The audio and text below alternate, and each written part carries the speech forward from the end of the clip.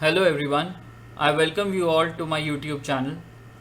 This lecture is the part 2 for earth conductor sizing.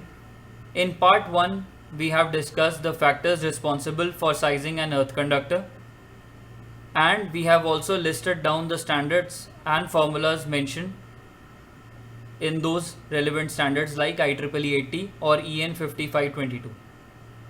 In this lecture, we'll be focusing on first the method of how to size a PVC insulated or an XLPE insulated earth conductor, and in the second part of this lecture we'll be deriving the formula that was mentioned in IEEE 80.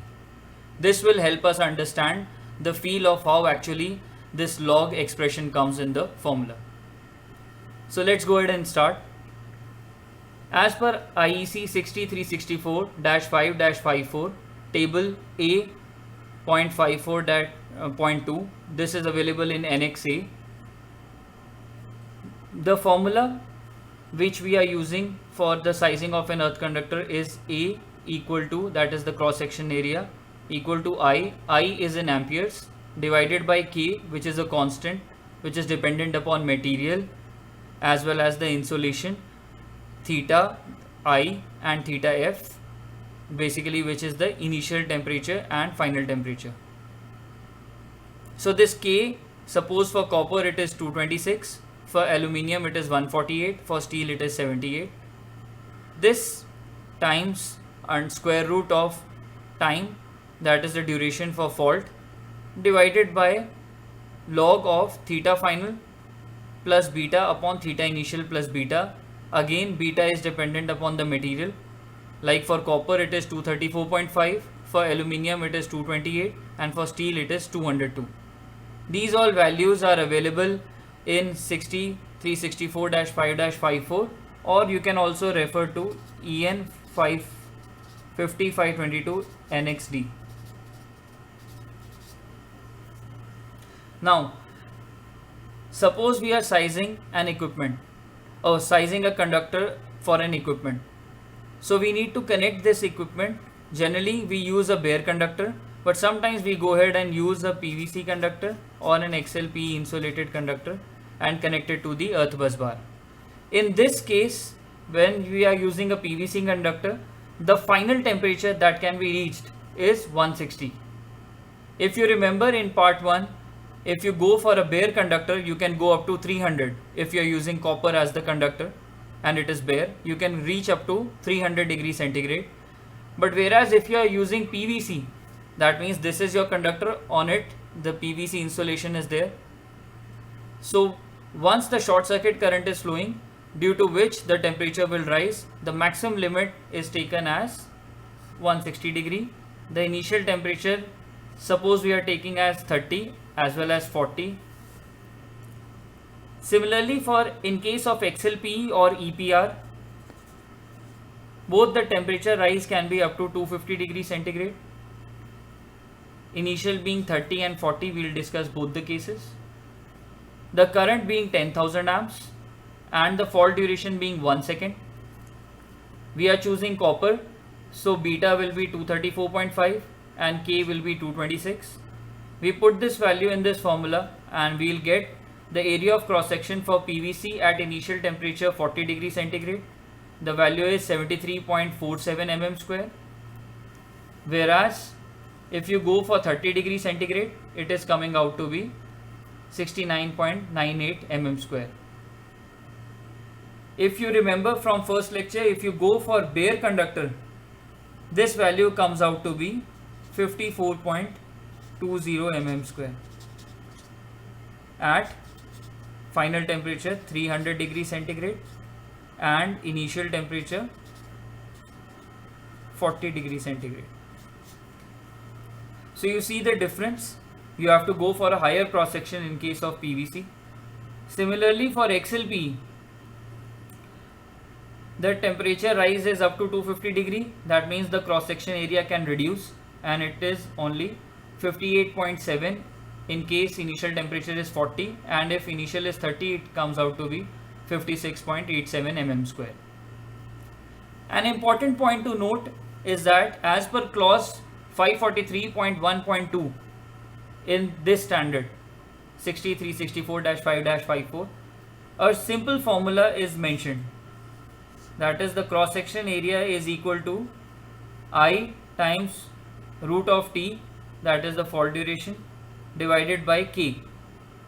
Now generally sometimes people what they do is that they put the value of k as 226 as it is mentioned in EN 5522.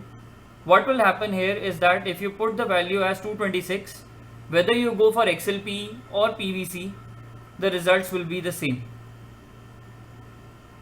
Now what mistake that we are doing is that this K is dependent on material, insulation or insulation type, whether it's PVC or XLPE, theta initial and theta final. So as it is dependent on all these factors, so the value of K will keep on changing if you choose 30° initial or 40° initial, whether you choose copper or aluminium or steel. So for K, if you go for PVC and the initial temperature being 30°, it is important to note that the initial temperature is 30, not 40. So the K value will be 143. And if you choose the initial temperature as 30° and the insulation as XLPE, the K value will be 176. Now this value you can put in this expression. From where you will get these values? It is mentioned in Annex A of IEC 60-364-5-54, and in Annex A there are tables in which it is listed down. This value is for initial temperature 30. For 70° there is a separate value. Similarly for other cases they are providing these values. So if you use this value of 143, you can directly put it here, then no need to solve this equation. You can go ahead and get the value as 10,000, root of 1 is 1 divided by 143. The value comes out to be for cross section area 69.93 mm square, which is similar to this one. Similarly for XLPE, 10,000 divided by 176, the value comes out to be 56.81, which is nearly equal to this. So you can choose either this formula, you need to be careful in choosing K, or it is better to go ahead and use the standard formula where you have the fixed value of K, just the initial and final temperatures are changing. Now we have got an overview of how to size the conductor. We'll now understand actually how these formulas have come. Basically conductor sizing, in conductor sizing for earth conductors, what we assume is that in case of fault, there is a short circuit current flowing, that is single line to ground fault. Suppose there is a fault, so this fault current is flowing through this conductor, and the heat, normally when there is the conductor is flowing, there will be heat generated, which is I square RT. Suppose I is the current flowing, I square RT will be the heat generated. This heat generated will be whole sole responsible for the rise of the conductor temperature. There will be no heat going out of the system. The heat going out of the system will be zero. That means we assume that this process is an adiabatic process. So this is a conservative approach, as we are assuming that all the heat that is being produced is going for the rise in temperature of the conductor. Suppose you do not want to go for exact conservative approach, then you can go ahead with IEC 60949, where it takes different types of heat losses like convection and radiation. So the heat, some amount of heat will raise the temperature, whereas the other amount will be going to convection and radiation processes. So now not all the heat will be going for temperature rise, it will be lesser.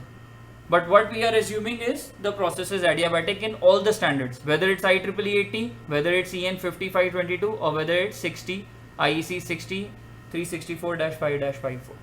So now let's understand how the formula has come. So as this is your heat, that is getting generated due to the current flowing in the conductor, which will rise the temperature, which is equal to mc dt. Here C is the specific heat and m is the mass. Now this R is dependent upon the temperature. So if you write with respect to temperature, suppose this is your reference temperature, 1 plus alpha R. Alpha R here is the thermal coefficient of resistivity. T is your desired temperature where you want this R, minus the reference temperature for which this R is available, dt equal to mc dt. Here T is the temperature and T here is the time, small t time, capital T the temperature. So we have to come to this formula. Now we'll integrate. So if you integrate this, you have to take this expression here, just perform a variable separation. So this RR mc will come here, dt, and here it will be for capital T, that is for temperature, 1 plus alpha R T minus Tr. Now if you integrate it from the ambient temperature to the maximum temperature, from time suppose 0 to T, so this being a constant will come out. So dt integral is T, so it will be I square R mc into T. T minus 0 is T, so I am putting this directly here.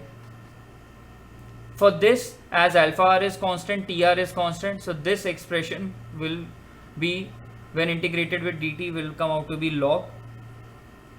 So the formula will be log 1 plus alpha R T minus Tr divided by the derivative of this, that is 1 by alpha R, the limits being from Ta to Tm.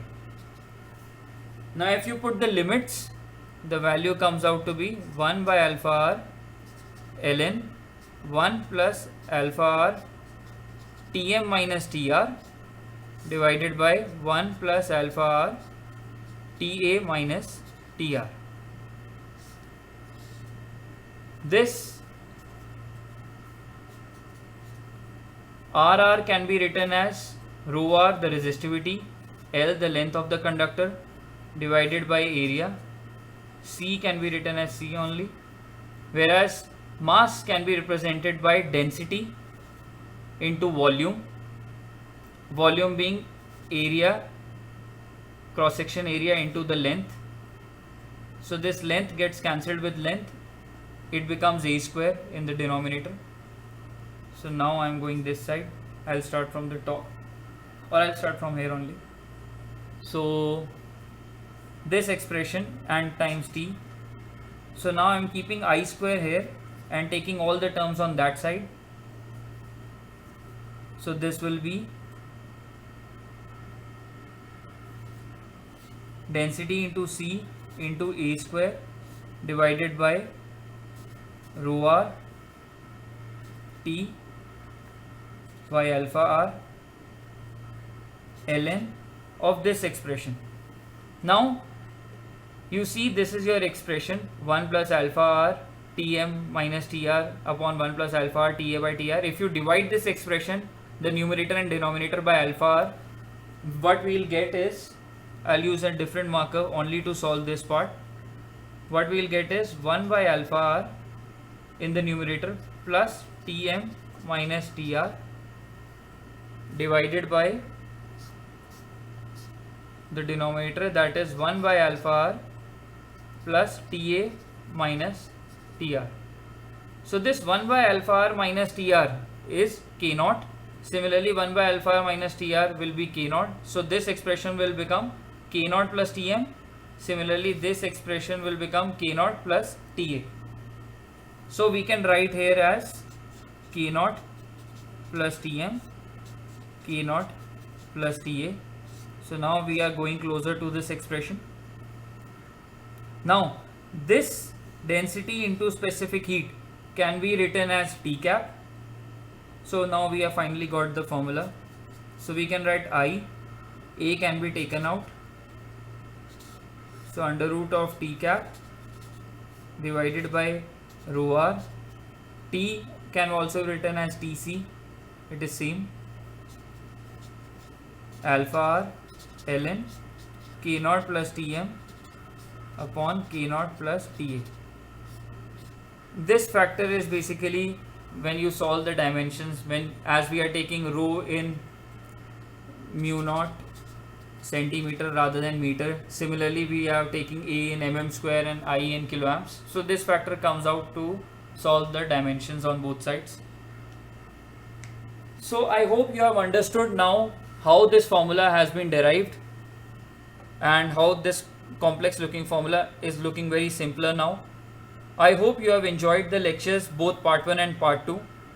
So try solving for different types, try solving for galvanized steel, MET, try solving it for PVC insulated steel rod or a steel wire or an aluminium wire, and come back in the comments if you face any problems. So thanks for listening, please subscribe to my channel and God bless you all.